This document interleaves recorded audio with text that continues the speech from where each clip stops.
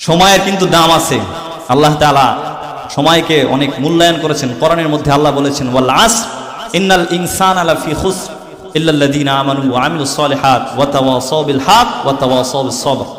আল্লাহ কোরআনের মধ্যে যে সমস্ত জিনিসের কসম খাইছে, আগেও আমি বলছি, যে জিনিসগুলোর কসম খাইছে এই জিনিসগুলো কিন্তু অনেক দামি। তো আল্লাহ এই সূরা আসরের মধ্যে জামানার কসম খাইছে, আসরের কসম খাইছে।